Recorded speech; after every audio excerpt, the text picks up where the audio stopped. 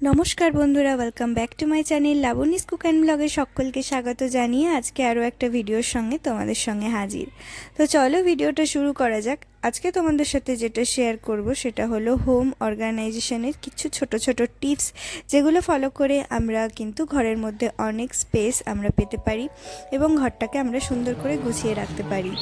তো কী কী কাজ করব আজকে সেগুলো একটু লিখে নিচ্ছিলাম এবং বাজারে কিছু আনার রয়েছিল সেগুলো আমি লিখে নিলাম।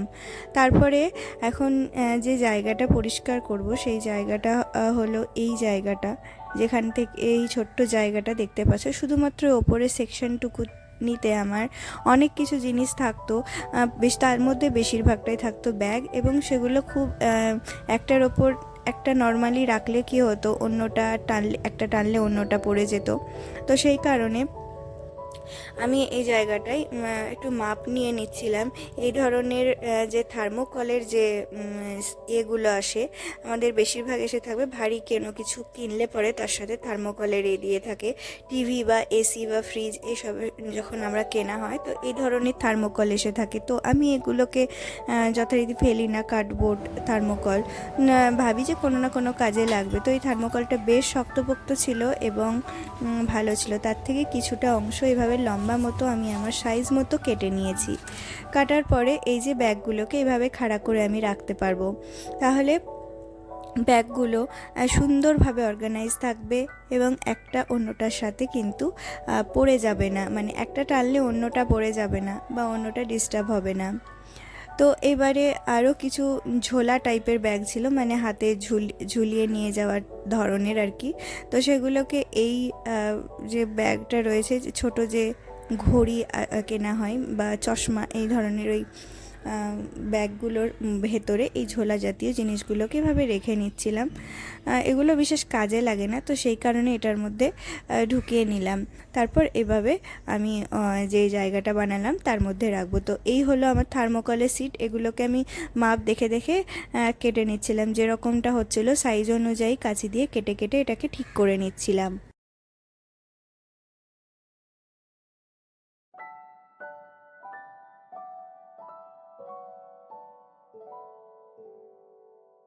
তো থার্মোকলকে যখন কাটা হয় তো সেই জায়গাগুলো ওই গুঁড়ো গুঁড়ো হয়ে ডাস্টের মতো পড়ে। তো সেই সাইডগুলো যে অংশটা কাটা হয়েছিল, যে সাইডটা কাটা আগে থেকেই ছিল মেশিনের আর কি, তো সেই জায়গাগুলোকে আমি সেলোটিপ দিয়ে কভার করিনি। যে অংশগুলো আমি এখন কাঁচি দিয়ে কাটলাম সেগুলোকে সেলোটিপ দিয়ে কভার করে নিলাম, তাতে এই যে গুঁড়ো গুঁড়ো পড়ে ওগুলো নষ্ট, মানে নোংরা হবে না জায়গাটা। তো যেই কারণে সেলোটেপটা দিয়ে তার যে প্রান্তটা সেটাকে আমি মুড়িয়ে নিলাম। এবারে এগুলোকে আমি প্রয়োজন মতো লাগিয়ে নেব। যে আমরা যেহেতু যারা ভাড়া বাড়িতে থাকে বা নিজের যাদের বাড়ি নেয় তারা নতুন করে কিছু কিনতে বা বানাতে আমরা পারি না। তো সেই কারণে আমাদেরকে ছোট জায়গার মধ্যে ম্যানেজ করতে হয়। তো কার্ডবোর্ড দিলে কি হতো, অনেক মোটা ধরনের কার্ডবোর্ড লাগতো, কিন্তু তার তুলনায় এই থার্মোকলগুলো বেশ শক্ত ছিল এবং এইভাবে লাগানোর ফলে কিন্তু একদমই ব্যাগগুলো পড়ে যাচ্ছিল না, যে কারণে আমি থার্মোকলটাকে বেস্ট মনে করলাম এবং প্রত্যেকটা ব্যাগ সুন্দর করে রাখবো। তারপর ব্যাগগুলো রাখার পরে আমার হঠাৎ মনে হলো যে ব্যাগের যে হ্যান্ডেল রয়েছে সেগুলো একটা অন্যটার সাথে আটকে গিয়ে ডিস্টার্ব করছিল।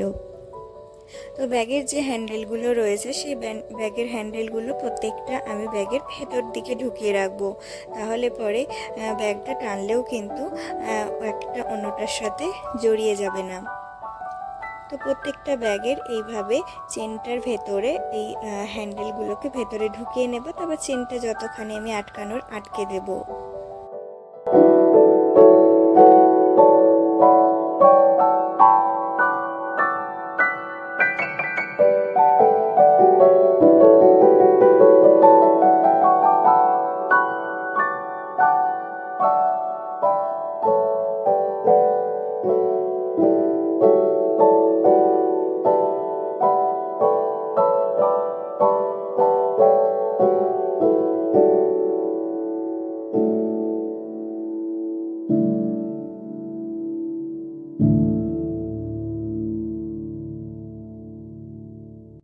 আগের থেকে জায়গাটা কতটা সুন্দর ক্লিন লাগছে, আর অনেকটা আমি জায়গা পেয়েছি এবং এমনকি পিছনের দিকেও অনেক জায়গা রয়েছে। আমি পিছনের দিকেও আরও বেশ কিছু ব্যাগ রাখতে পারবো। এই যে ব্যাগগুলোকে টানলে কিন্তু আর কোনো রকম ডিস্টার্ব হচ্ছে না, অন্যটা পড়ে যাচ্ছে না।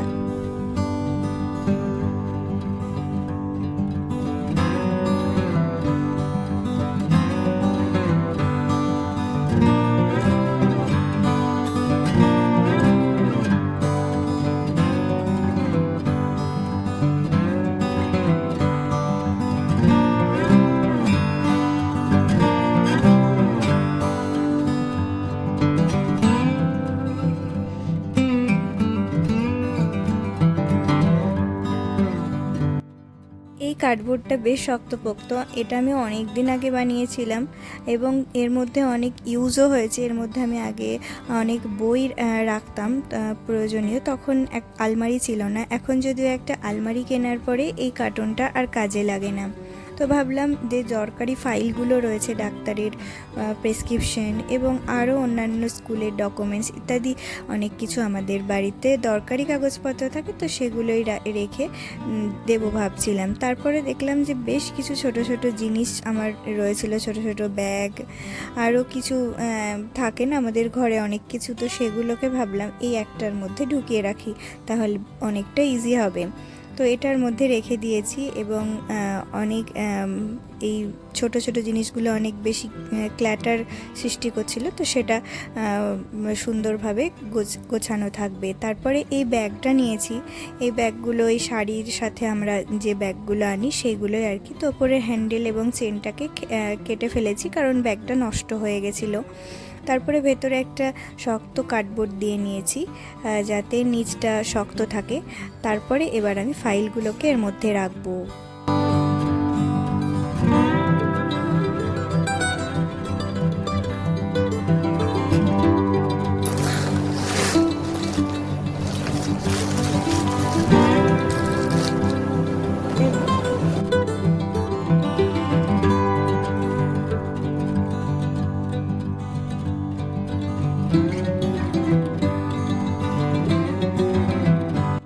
তো বন্ধুরা, ওপরটা মোটামুটি আমার অর্গানাইজ করা হয়ে গেছে। আরও বেশ কিছু টুকটাক জিনিস আছে, সেগুলো তোমাদের দেখাচ্ছি আর ওখানে আমার কি কি থাকে। কিন্তু নিচের অবস্থাটা যদিও ভীষণ খারাপ, তো সেটা তোমরা ইগনোর করো। আমি পুরো আলমারিটাই গোছাচ্ছিলাম, ওপর থেকে একদম শুরু করেছি, নিচেরটাও গোছাবো, তোমাদের সাথে অন্য ভিডিওতে শেয়ার করব নিচেরটা। আর এই যে অনেক আমাদের চশমা থাকে এবং শখের কিছু পেন থাকে, তো সেগুলো রাখলে পরে কী হয়, এলোমেলো হয়ে যায়। তো এই ধরনের ছোট ছোট যে কার্টুন বা বক্স থাকে, তো এগুলো ফেলে দিই না, ওগুলো কাজে লাগবে বলে রাখি। এবং আমাদের এই রকম যে যারা রেন্টে থাকে তারা জানে যে ঘরে এত কিছু জিনিস মেনটেন করে রাখাটা অনেক প্রবলেম। তো সেই কারণে এই ধরনের ছোট ছোট যেগুলো আমাদের প্রত্যেকটার জন্য প্রত্যেকটা অর্গানাইজার তো আমরা কিনতে পারি না, তো সেই জন্য এই ধরনের জিনিসগুলো আমরা কিন্তু ইউজ করতে পারি। এবং লিখে দিলাম ওখানে পেন আর চশমার জন্য। আর এই ব্যাগটা আমি অনেক দিন আগে বানিয়েছিলাম বন্ধুরা, কিন্তু ভেতরের কাপড়টা আর একটা হ্যান্ডেল লাগানো বাকি ছিল। এটা কখনো আমি যখন ঠিক করব তোমাদের সাথে শেয়ার করব অবশ্যই। ব্যাগটা আমি বানিয়েছিলাম বিডস দিয়ে, তো পুরো ব্যাগটা আমার কমপ্লিট হয়েছে, বাস কাপড়টা আর হ্যান্ডেলটা লাগানোর। তো বন্ধুরা, আরও একটা বিষয়, সেটা হলো এই যে আমাদের বাড়িতে সর্বত্র খুঁজলে এরকম কয়েন চারিদিকে যে যেখানে পারে সেখানে ছড়িয়ে রেখে দেয়, কিন্তু আমার কাজ হলো ঘরবাড়ি গুছিয়ে রাখা। তো সেই কারণে আমি যেখানে কয়েন পাই সেই ব্যাগটার মধ্যে কালেক্ট করে রাখি, কারণ এই খুচরো কয়েনগুলো আমাদের এমন এমন সময় অনেক কাজে লাগে, তখন আর কিন্তু খুঁজে পাওয়া যায় না। তো এই ধরনের ব্যাগগুলো যেগুলো সোনার দোকান থেকে আসে সেই ব্যাগের মধ্যে রাখলাম।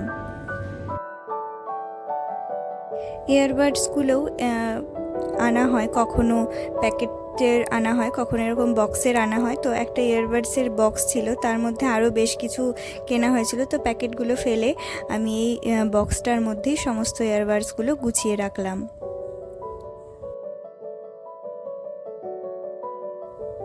তো পুরো জায়গাটাতে অনেক কিছু জিনিস, এবং প্রত্যেকটা জিনিস যাতে আমাদের নিতে গিয়ে কোনো এলোমেলো না হয়, তার জন্য এই সুন্দর করে জায়গাটা গুছিয়ে নিলাম। এখন চলো রাত্রের ডিনার বানাতে হবে, আর ডিনারে আজকে হবে সিমুই আর একটু করব পরোটা। তারপরে তোমাদের সাথে যে জিনিসটা শেয়ার করব সেটা হলো, ভিডিওটা আমি অনেক দিন আগেই বানিয়েছিলাম, কিন্তু ভিডিওটা তোমাদের সাথে শেয়ার করা হয়নি, কারণ অনেক দিনই হয়ে গেল এটা শেয়ার করা হয়নি। তো আজকে ভাবলাম এই ভিডিওটার সাথেই শেয়ার করে দিই। এটা তোমরা কখনো বাড়িতে করতে পারো, যাদের ছোট বাচ্চা রয়েছে তাদেরকে এই ধরনের ড্রাই ফ্রুটস দিলে খেতে চায় না। এবং আমার ছেলে তো খুব ভীষণভাবে বদমাইশি করতো এবং ড্রাই ফ্রুটস দিলেই কী করতো, সেগুলো এখানে ওখানে ফেলে দিত। এবং তারপরে আমি যখন ঘর ঝাড়ু করতাম বা ঘর গোছাতে যেতাম, তখন দেখতাম যে দরজার পাশে বা আলনার পিছনে এইভাবে ড্রাই ফ্রুটসগুলো পড়ে আছে। তো নিজের ভীষণ কষ্ট লাগে, কারণ এগুলো এমনি যথারীতি দাম দিয়ে কিনতে হয়। তারপরে হলো ফেলে দিলে পরে, না খেলে পরে তো খারাপ লাগে। তো বাচ্চাদেরকে খাওয়ানোর জন্য আমি শীতকালে যেটা করেছিলাম সেটা হলো এই ড্রাই ফ্রুটসগুলো সমস্ত ধুয়ে নিয়েছিলাম ভালো করে। কাজু, কিশমিশ, আমন্ড, যে যত ধরনের যে যতটা পারো আর কি সেইভাবে কিনে একসঙ্গে ভালো করে ধুয়ে রোদ্দুরে দুদিন শুকিয়ে নিয়েছিলাম। তারপরে এটাকে কড়াই খুব ভালো করে নাড়িয়ে আরও ভালো করে রোস্ট, মানে ড্রাই রোস্ট করে নিলাম। আরও যদি কিছুটা ওর ভেতরে ভেজা ভাব থাকে তো কড়াই নাড়লেই সেটা শুকিয়ে যাবে। তারপরে ঠান্ডা হতে দেবো কিছুক্ষণের জন্য। অল্প একটু ঘিও দিয়ে দিয়েছিলাম ওপরে। এবারে কিছু কেশর ছিল, যেটা অনেক দিন ধরে ছিল, কিসের মধ্যে ইউজ করব বুঝতে পারছিলাম না। তো সেই কারণে কড়াইটা এখন আমি যদিও বন্ধ করে দিয়েছি, কড়াই জ্বলছে না। তো ওই গরমের মধ্যে একটু নাড়িয়ে নিলাম যাতে গুঁড়ো করতে পারি হাত দিয়ে। তো সেই কারণে তো হাত দিয়ে গুঁড়ো করে করে রেখে দিলাম এই কেশরটা। তারপরে এখন যে ড্রাই ফ্রুটসগুলো করে নিয়েছি সেইগুলোকে এখন আমি মিক্সার গ্রাইন্ডারে ভালো করে গ্রাইন্ড করে নেব। একটু সময় নিয়ে এটাকে গ্রাইন্ড করতে হবে। যে ধরনের এই বীজগুলোকে গ্রাইন্ড করতে করতে ওই তেল থাকে ওর মধ্যে, যে কারণে একটু তলায় লেগে যায়। তো চামচ দিয়ে নাড়িয়ে নাড়িয়ে একটু ধৈর্য নিয়ে সমস্ত কিছু 2-3 বারে আমি পুরোটা গ্রাইন্ড করে নিলাম। এবারে এই জিনিসগুলোকে আমি ফ্রিজেই রাখবো। সবসময় ফ্রিজেই এই ধরনের জিনিসগুলো স্টোর করে রাখা প্রয়োজন।